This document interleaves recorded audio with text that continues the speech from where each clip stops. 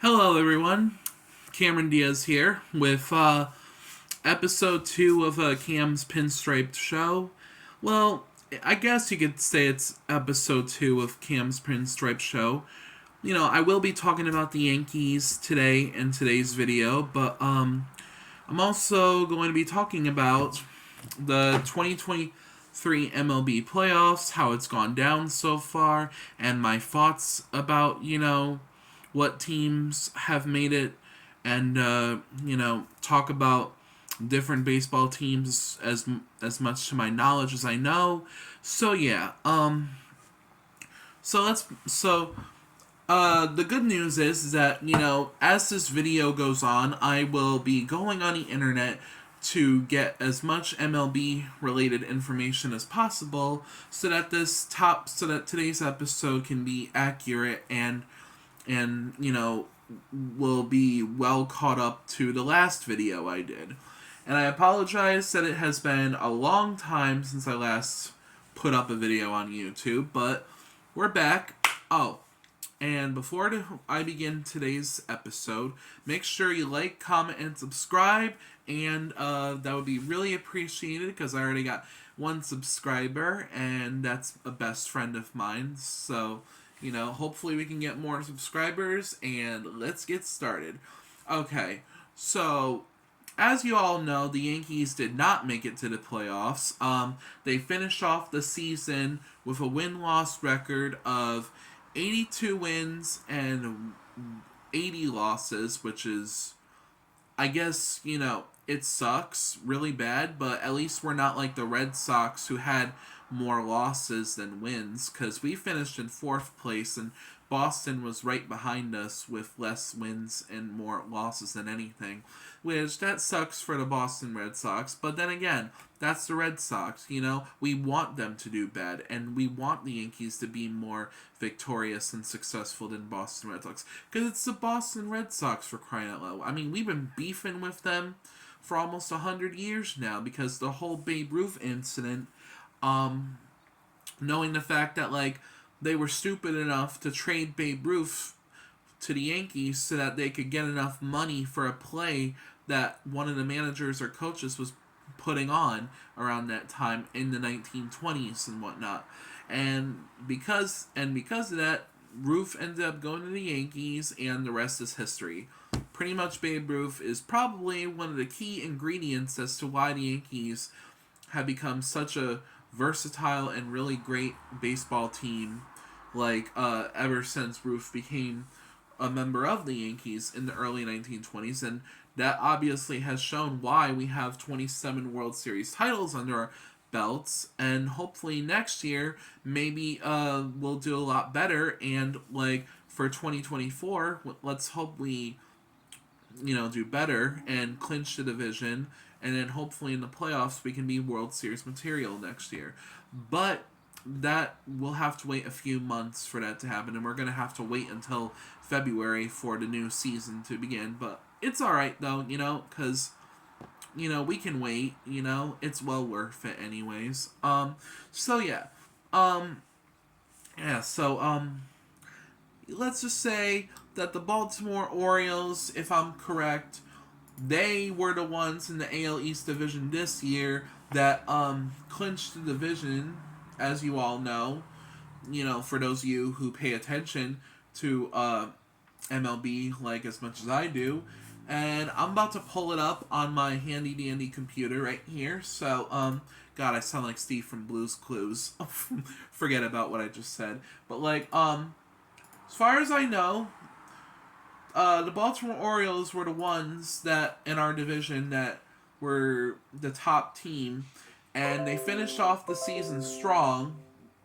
It looked like, with 101 wins and 61 losses, which is pretty crazy because if any team that has over 100 wins is phenomenally the best. And of course, the Rays finished in second behind them with 99 wins and 63 losses, which is crazy because I remember earlier in the season, around April or May, the Rays were undefeated at one point, and we all thought that the Rays were going to be the ones to finish in first and not the Orioles, because we figured well, the Orioles have been sucking the past couple years, so who else?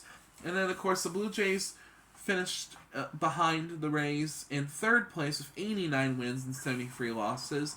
Then, of course, us New York Yankees with 82 wins and 80 losses, and Red Sox in dead last with 78 wins and 84 losses, so more losses than wins. So, sucks to be the Red Sox this year, and honestly, at least us Yankees fans had bragging rights that we did better than Boston. So, yeah.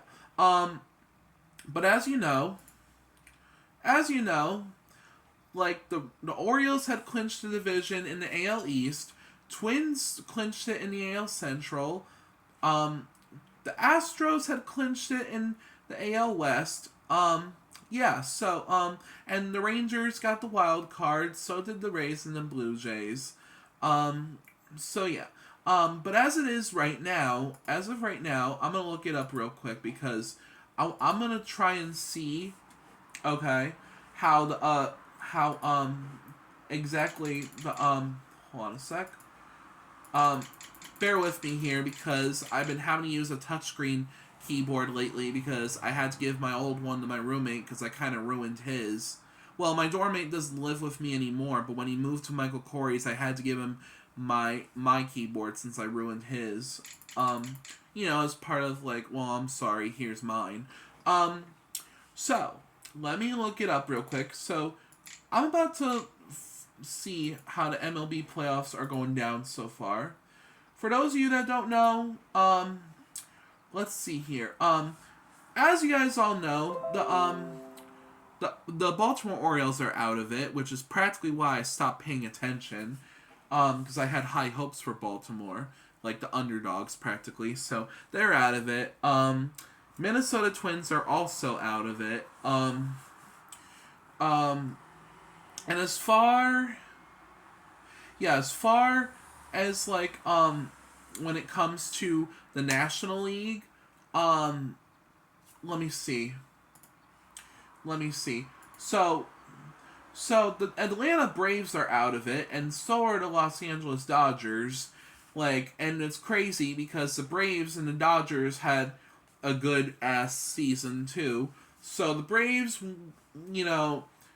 who are eliminated, they had 104 wins and 58 losses, and then Dodgers had 100 wins and 62 losses.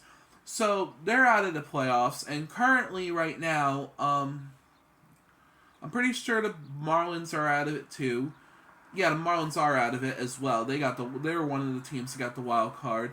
So currently it is the Phillies versus the Diamondbacks in the NLCS, and in the American League currently in the ALCS, the Astros are battling it out with the Texas Rangers, which is ironic because the Houston Astros are a Texas team, and so are the Texas Rangers, which they are from Arlington, which is the same town in Texas that also has the Dallas Cowboys for football. So, but we're not going to talk about that, because fuck that shit. That's how it is right now. It looks like, so for the playoffs in the ALCS right now, it looks like Texas so far is leading it 2-0. And if the Texas Rangers sweep, if they win Game 3 tonight, and if they win Game 4 as well, they'll have swept the Astros, and the Rangers would advance to the World Series, which I find is crazy, because the fact that the Astros, who have won the World Series multiple times over the past few years, the fact that they're 0-2 right now surprises me. But then again, it's like what I say. That just proves that the Astros can be beat, and that they're not always victorious. Now, as far as the NLCS, the Phillies are going to be going against the Diamondbacks tomorrow at 5:07 p.m. And the Phillies right now are 2-0 against the Diamondbacks in the ALCS. So Phillies are leading 2-0 right now. And if they win game 3 and 4, they'll have advanced to the World Series, therefore making it the Texas Rangers versus the Philadelphia Phillies for the 2023 World Series. But we don't know if that's going to be accurate yet, because the ALCS and NLCS still have plenty of games left. So we'll know further on in the next week or two who's going to go to the World Series as soon as possible. But that's how it's looking.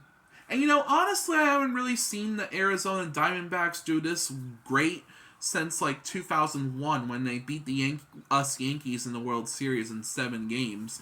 Which honestly, I feel like we should have won that World Series because New York City needed something to be happy about after the September 11th attacks. And that's why I always thought it was a bad idea to put Rivera in to like close out the game, because he gave away the final hits that they needed to walk it off and win the 0-1 World Series. I read about this in the book The Yankee Years by Tom Verducci and Joe Torre. It's a great book. If you don't have the book already, buy it from the bookstore or Amazon, wherever you can find it. I recommend it. It's a good read. I'm already halfway done with the book, and it's a really great book. I'm almost finished with it, even though I'm reading like hundreds of books right now that I still have yet to finish. But yeah, I honestly think this is interesting because these are all baseball teams that I would never have imagined to do this great. So it's kind of interesting to see baseball teams that haven't been in the playoffs in a long time, to see them do this good, even when over the past few years they've been sucking. I mean, yeah, hopefully hopefully this World Series will be entertaining and it won't be such a bore like last year. But yeah, because the Astros won last year, and I feel like every time they win the World Series, it is such a damn bore. I'm telling you. So yeah. But as far now, because you guys wanted to know about the New York Yankees, so what I'm seeing here is that it looks like there's been rumors about certain like players from different baseball teams being possibly a New York Yankee player, like something about Padres rumors about how they're thinking about sending Juan Soto to the Yankees and whatnot. I'm not really sure what position he plays, but they're apparently he's a left fielder, and they're thinking about sending him to the New York Yankees, which would be interesting because I feel like our outfielding lineup is good as is, but we could use a little bit of improvement, since we need to prevent teams from scoring runs on us from us. And it looks like Anthony Volpe and Anthony Rizzo are up for American League Gold Glove Awards, which good for Volpe because he's our rookie, and honestly, he had a pretty good season despite the fact that his first season as a Yankees player in Pinstripes, I feel bad because he had a great year despite how bad it went, and how he didn't go to playoffs his first year. But it's okay though. And honestly, Volpe had a good season. Like when I went to go see the Yankees at Yankee Stadium on May 10th against the Athletics around my birthday, because it was a birthday gift, I witnessed Anthony Volpe actually hit his first career grand slam, and I remember the crowd going so wild, and I was high-fiving random Yankees Stranger fans left and right. It was crazy. And the Yankees would go on to win 11-3 or 4 that day, because the Athletics have been doing terrible, because I feel like the Athletics haven't been doing so great with their decisions, with players and money and all that stuff. Kind of like how Cashman isn't making the best decisions himself with us Yankees, and Aaron Boone has had a little bit of difficulty trying to manage it as good as possible. But hopefully next year, maybe we'll be smart about it and play it safe with everything that we have to do in order to win. So yeah, And it looks like, yeah, like, hopefully, but yeah, hopefully 2024 will be our year. Oh, and by the way, since Aaron Judge, if you want to know about Aaron Judge, he actually had a decent year despite the fact being so damn injury prone at least like two or three times. But he still had pretty good stats for someone who was so darn injury prone, which I'm happy about. And he did hit a lot of home runs this year. Like he hit like over like 30 something, but which I know is like half less than the 62 home runs he had last year with his American League record that he broke with 62 home runs, breaking the AL record with surpassing Roger Maris, which last year was the most successful and like historical year for Aaron Judge. Like he had a tremendous year last year, like with like basically breaking the AL record with 62 home runs, and he also won the 2022 AL Most Valuable Player, which is amazing. I have high hopes for Aaron Judge over the next 8 to 9 years that he has left with the Yankees in his contract. He's bound to be a Hall of Famer like Derek Jeter. If anything, I feel like he's the next Derek Jeter. He's the captain. He's a good sport. Like, he's a great player. And he's humble and all that stuff. I feel like he's the next Derek Jeter. And a lot of people will think that, oh, no one can compare to Derek Jeter. And I'm like, well, you got to look at Aaron Judge, how he's been ever since he debuted. And he's been doing great, and, there's no stopping him, practically, yeah. Practically nothing stopping him. Well, the only thing that would probably stop him is the fact that he's injury prone, but let's hope that next year he doesn't get injured at all, and hopefully, yeah, we'll do better. So yeah, that's pretty much how it is. So yeah, thank you for watching this episode of Cam's Pinstripe Show, episode 2. So, hopefully you guys... Oh, but one thing before I go, I had got something in the mail that I was not expecting because I thought my Yankees magazine subscription had ended by September of this year, but I completely forgot that I completely forgot that I had a magazine issue that comes in October, because I forgot that it's March to October instead of March to September, which I gotta remind my conservator, by the way, to renew my Yankees magazine subscription. This way I can keep up with all the information and stuff on the Yankees so that we can have more episodes of this show. But this is the Yankees magazine that I received in the mail. It's got the core four of the Yankees: Andy Pettitte, Derek Jeter, Mariano Rivera, and Jorge Posada. This particular issue talks about, the season review of this year for the 2023 New York Yankees. But what makes this magazine very special is that it talks about the 1998 World Series champion Yankees and what made them so successful and made them the most historical Yankees team in baseball history. So yeah, this is a very special issue. If you guys don't already have Yankees magazine, if you're not already subscribe to it right now.